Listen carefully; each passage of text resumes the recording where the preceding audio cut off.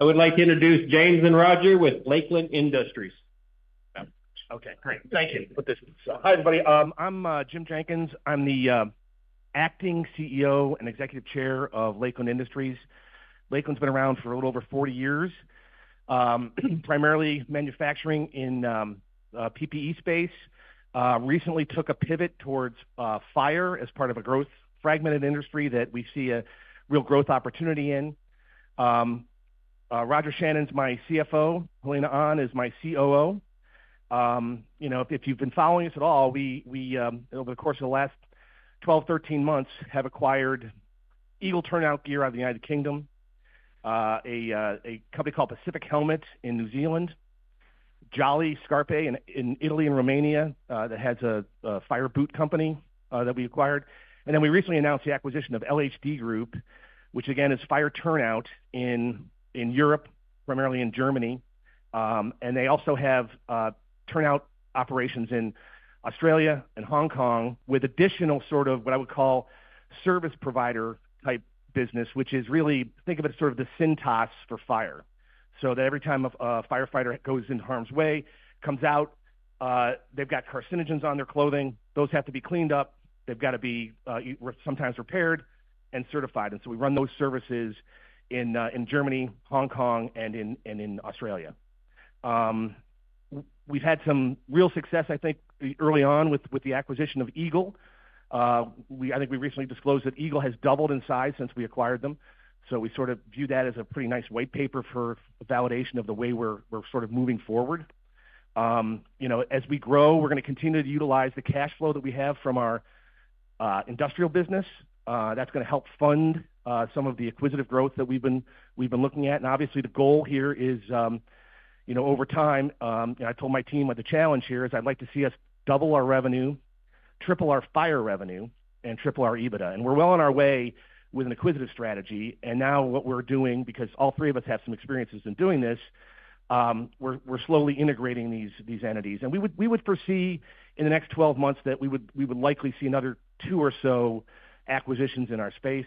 And we're really, really excited about that. Very different sort of pivot for us. We had sort of always been an industrial company that makes sort of PPE in the industrial space. Hard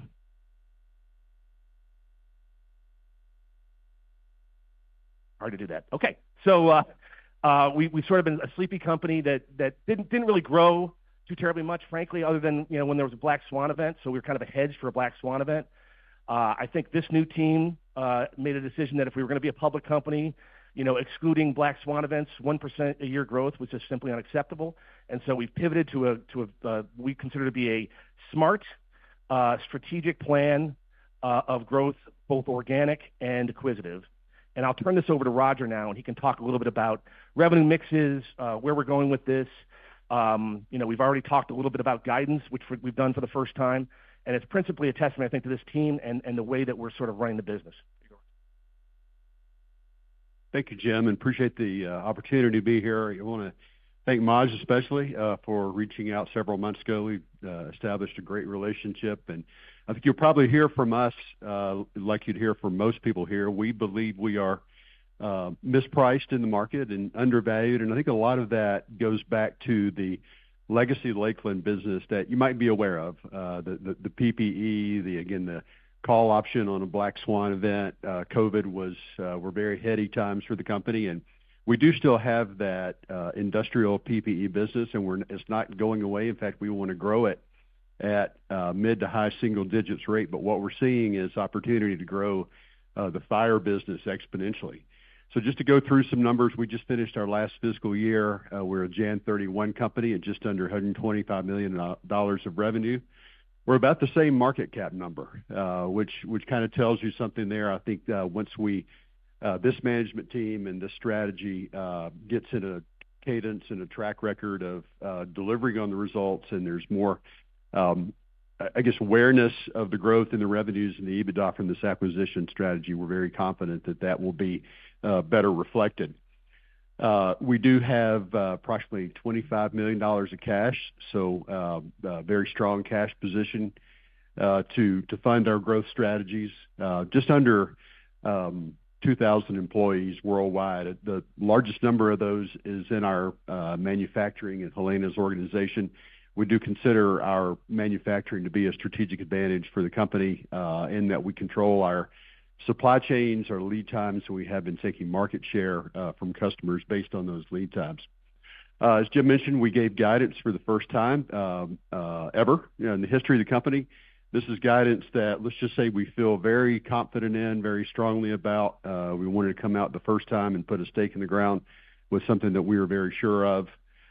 It includes the Jolly Scarpe and Pacific Helmand acquisitions that have been recently closed, but it does not yet include the LHD Fire Services. So I would note that we're going to post our Q1 earnings June 6th. We expect to close the LHD acquisition on May 31st. So we'll have Q1 results plus update the guidance for inclusion of the LHD group. So as Jim mentioned, we're getting very close now to to a run rate of getting close to that $200 million number that we talked about. I'm just going to let you guys look at the slides on your own. Just want to hit on a couple before we go into the fireside. Just look at what we talked about in our Q4 year-end takeaways. I won't belabor you with that, but we are two primary verticals: industrial and fire. You probably know us more for the industrial over time, and that is still very important, very strong business. If you saw on the previous slide, that the disposables part is currently around 40% of our revenue, but that's down from over 50%. And we remain about 45%, give or take, U.S., 55% global. But the fire business, what's attractive to us about this fire business is that unlike the disposable PPE business where you have large huge global competitors like Kimberly-Clark, Honeywell, 3Ms of the world, the fire turnout services market we estimate to be a $2 to $3 billion addressable market. The largest competitor, MSA, who by the way trades at over a 15 times multiple, has 10% of that market where we compete. The rest of it is highly fragmented. So we believe that with the LHD acquisition, we're definitely closing in on top 5. Maybe 4. Our goal is to be top 3 in the fire services market. So we have been very successful, we believe, in identifying acquisition targets. We have, through our screens and through our kind of proprietary and in-house corporate development, identified 150 targets. About 40 of them made the cut. We've executed on 4 now, going on 6 here soon. And we still have a number of those in the pipeline, primarily in the fire services area. So again, I won't belabor you with each of those, but I would encourage you to look at the Dave Letterman top 10 of why we love the fire turnout space. This, I think, is a very compelling chart that kind of shows in real terms the repositioning of this company. So what we tried to show here is going back to FY23, which was the fiscal year that ended January 31st of 2023. So actually the 22 calendar year, if you will, geography and the product line of our organic business. The year that just finished, FY24, Jan 31, 24, what that looked like. And then we pro forma'd FY24 with the breakdown of what it would look like had we had LHD, Jolly Scarpe, and Pacific for the full year. So really what stands out to you here is a larger growth in Europe, and that is in the fire service area, of course. But the disposables are down to just under 30% of our business, and fire has become the largest, more than doubling from 21 to 42 in just 1 year, and that's going to continue to grow. We still see a lot of runway in chemical. We're doing some product development and refreshes in chemical.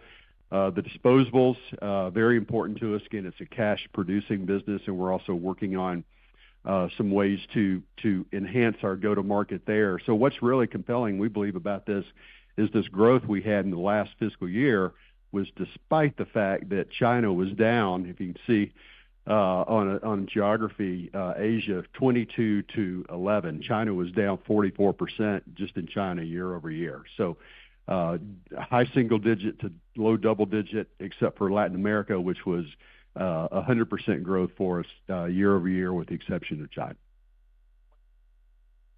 So, we talk about the acquisition strategy that we have and the synergies that we bring. We've got 7 manufacturing facilities all over the world. I like to tell our employees the sun never sets on Lakeland, and it's true. And the ability to be able to take a company that otherwise had a third-party contractor and to make their turnout gear and be able to bring them to Helena and have her manufacture that, brings a level of enhancement from a synergy perspective that can be pretty compelling. Great.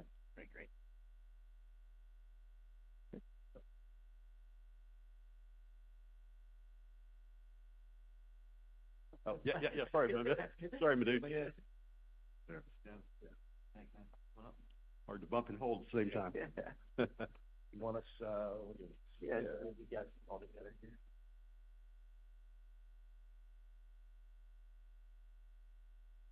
All right, thanks for teeing that up.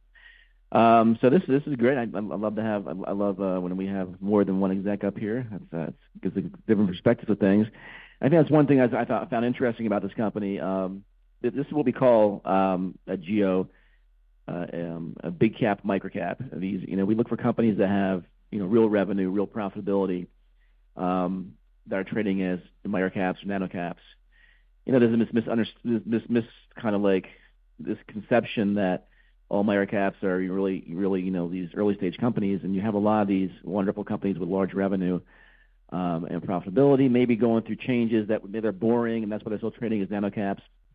And then they find these just new ways to reinvent the company. They're pretty interesting situations because they already have leadership positions. They have market leadership. So it just takes tweaking sometimes the business model to do things. And in this case, I think really what it comes down to was, how do you redefine yourselves as, say, this pandemic type company, lumpy revenue company, into something that's more recurring, more predictable. And I think that's what you're trying to build here. That's what attracted me. I've known this. I followed Lakeland, for many years, and that's how I thought about the company. And came across one of your presentations prior and your plan there, and I thought that was pretty intriguing. And one of the things I liked about it was you put out a 3-year goal. One of the things that was striking to me was you had these, we love margin expansion at Geo, and that you had a goal to take your EBITDA margins from maybe 12% now to maybe high teens. I thought that was interesting. And really what was cool about that was when you look at the analyst projections at the time, the analysts didn't bake any of your kind of plan into their estimates. So we have a situation where we think you can do, based on your original projections, maybe $2.50 in earnings in a couple years. Or analysts had you like at $1.40 or something. So I'm not saying that's what you're going to do, right? But that's how we looked at it, and we call it information arbitrage. So let's get into it a little bit and talk about this change. And I think that your guidance, by the way, does not include the acquisition. And I think I'm really excited about, because we have limited time here, this LHD Fire gives you a recurring revenue type of component and I really want to get into that. Yeah, sure. So there's a couple things that LHD does for us. Obviously, we've proved out already, we believe, the concept of head to toe for the firefighter. We recently won in a bid in Latin America for 1,600 units that include head to toe. We were bidding up against a much larger competitor who was bringing in much better pricing terms and terms themselves, so much so that Roger and I were reached out to by our Latin American leader, and that leader said to us, look, they're looking at 6-month terms for this transaction, so that they don't have to pay up front any money, and we don't have to pay it all until 6 months from delivery. And we said, well, we'll work on that. And 5 minutes later, she called us back and said, never mind, we won the bid. And we won the bid because we had a value proposition of head to toe. What enhances that head to toe now for us is this concept of total care. And total care, as I said earlier, is the ability to, every firefighter who goes on a call has got to get that uniform cleaned and certified, and certified that it's safe, and get clean from the carcinogens that are on that. And carcinogens are becoming more and more of a problem for firefighters. And so with that, we'll win a bid head to toe, and part of that bid will be we will take care of the uniforms, and weekly, monthly, after a call, we'll service that uniform. Well, it becomes, there's almost inertia that sets in, right? I mean, you now got this captive customer who week in and week out has got to pay you to clean and recertify uniforms. And oh, by the way, when the new bid is coming up, they have to think about, well, if I'm going to bid this out to somebody else, do they have the same service offering that Lakeland has? And the answer generally is no. So we now have a sticky customer, and it's a different environment for us because on the PPE side, while we have some very large national accounts, we also rely very much on sort of the transactional side of that business. So planning inventory, that's a big headache for these two on the PPE side. Not as big a headache on the fire side, particularly with a recurring revenue model. Every 2 or 3 years they're going to need more suits. They may have a new firefighter that comes in and needs another suit, and we're always servicing that customer after we've won the bid. So again, the model for us, easier on the inventory front and planning because it's build to order kind of stuff. And then with the new acquisition of LHD, much stickier opportunity with recurring revenue. I don't know if you guys want to add to that. Yeah, and I think I didn't mention when I talked about the fire strategy. Lakeland has had North American, or what's referred to as certified by NFPA, which is the certifying body for fire turnout gear in North America. We've had that product for a while. We acquired it, over 10 years ago, and it did okay, but it wasn't really focused on or thought of that much. With the Eagle acquisition in December of 2022, that got us the European standard, the CE standard. So then we said, okay, now we've got global standard. We've got U.S. and European. The next part was to go head to toe. So Pacific Helmet was a very, very well thought of, just incredible brand and incredible product that was run by the 82-year-old founder, did not have succession plan, did not have the sales force and capital, had tried to get into the U.S. with no success. So he wanted someone who could take the company, maintain the culture, maintain the brand, and grow it. And it's got a IP intellectual property protected, what's called Halo Flex inside, which is a much more comfortable helmet for the firefighter. And I can tell you, we were at the fire show FDIC 2 weeks ago, and it was incredibly popular. Then we added the Jolly boots to it. Now that's the toe part. LHD is going to add the heavier, the bunker gear to complement the Eagle more tactical product in Europe. Germany's the second largest fire market in the world. So we're bringing that in. So the way we think about these acquisitions is they have to be cash flow generative. They have to be profitable, of course, have a strong brand, and bring us a product, geography, or customer that is additive to our model. One other thing, and maybe we can, Helena could maybe speak to this too, and that is that, what we're also able to do that many of our competitors are not able to do, we talked about third-party contracting. We manufacture ourselves. So Helena, maybe you can talk a little bit about that? As Jim mentioned, we have 7 manufacturing locations, and 5 of each can make all the protective clothing from disposable items to fire suits. And this enable us to manage the supply chain resilience and to face the challenge, handle the challenge of black swan events. And now we are exploring the production fire suits in Bucharest, Romania, and maybe alternative location for helmet. Then we can shorten our lead time and give our customers more options. So the Bucharest facility isn't something that we're greenfielding. We purchased that in connection with the Jolly acquisition. Okay, I was going to ask where that was going to come from. So you have it with an acquisition. Cool. So when you look at, Roger, when you first came to the company, and what year was that again? What year did you? It was February 1st of 23, so it's been about 14 months. Okay. Now. So what were some like the really cleanup items you took on right away? Let's get into that a little bit. Well, the main reason I came, the far and away primary reason I came, is just the opportunity that I saw in this company. Jim talked about the challenge, we don't want to be 125 million revenue, 125 million market cap company. We want to be double and triple that. So the opportunity was, how can we align the strategy, the product, the functions to be able to manage that? Of course, we had very significant cash. We have a pristine balance sheet. So what I and Helena undertook was first to reduce the very bloated inventory levels. We had just under $60 million of inventory. We brought that down to just over $50 million, and that's still while adding 2 companies to that. So we've put in place some better disciplines, processes, planning around production planning, global production planning, lead time management, and really worked down the inventory, which very significantly increased our free cash flow for the year. We're doing the same thing with receivables and payables that just had not gotten any attention. I've kind of made a career out of building customer service focused finance and IT departments. So we've brought in 3 people so far, an FP&A director who I'd hired before somewhere else. He's been a CFO himself. Brought tax in-house, and we're continuing to build out the team to where the company is our customer, and we're really focused on pulling together to manage that growth. And if you look at your revenues right now in terms of exposure to the pandemic, volatile stuff, I guess that would be the PP. Would that be the industrial side of the business? Yeah. Versus the fire now. How does that split look like right now? Percentage of revenue on a pro forma maybe. So revenue numbers, are you saying? Percentage, the breakout. Yeah. So that gets back to the chart here. So 40% on the disposables.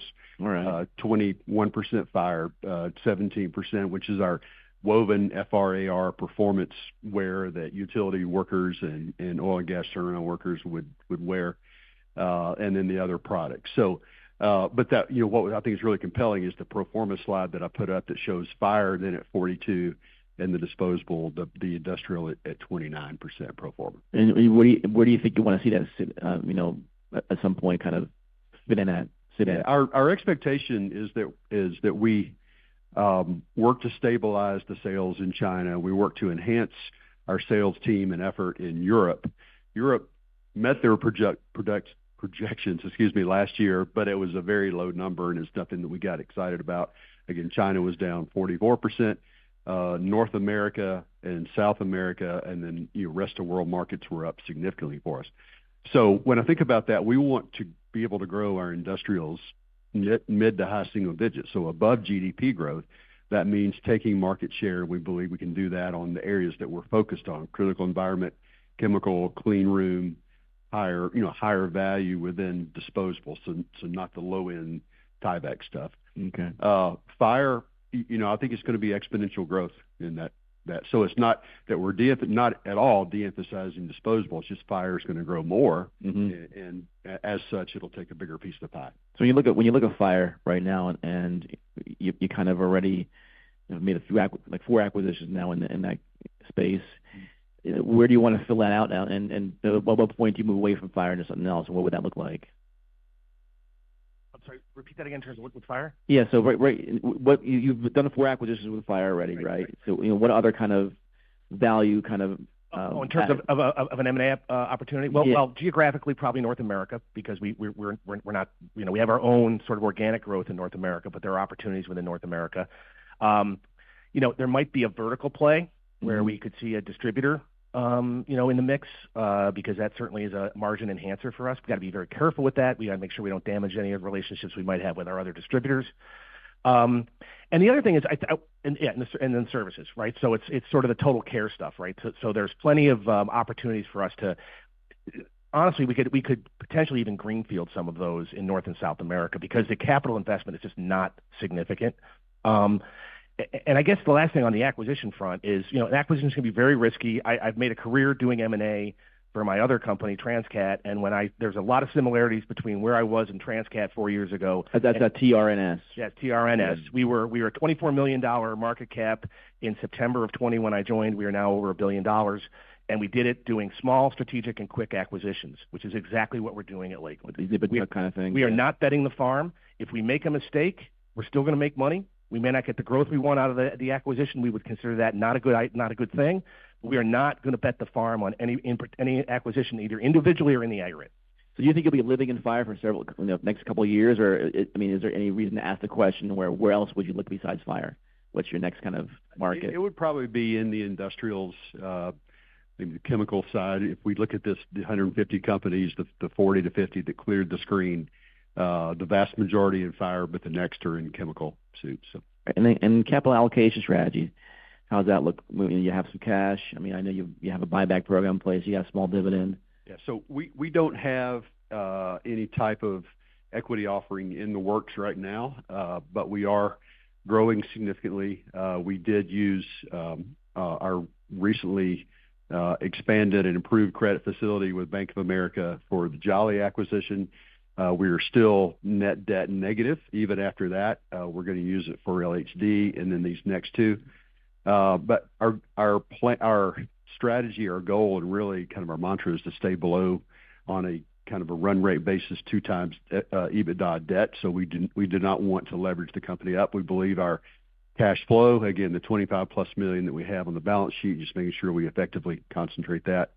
But over time, there could be down the road a situation where we de-lever through additional offering, but not again. I've heard the previous gentleman say not at this stock price. Okay, right. I would echo that. I think the only other thing on the capital allocation is we do have maybe one other arrow in our quiver. We've got a facility that we own in Decatur. I don't like Roger. We sold a facility in Canada. One of the first things Roger said to me when he joined the company was, "I don't want to own real estate," and so that is something we're looking at as well. Great. Excellent. Any questions before we wrap it up here real quick? Daniel?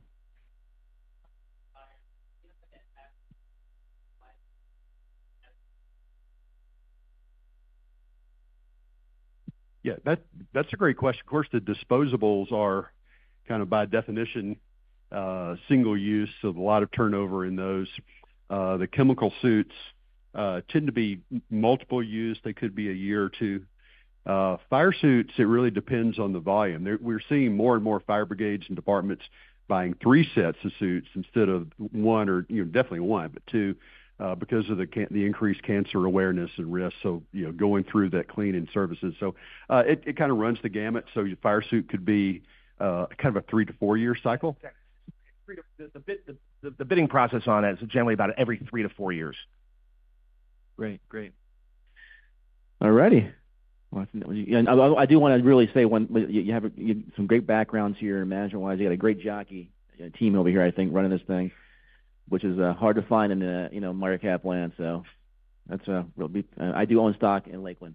So all right. Thank you all. Thanks. Thank you.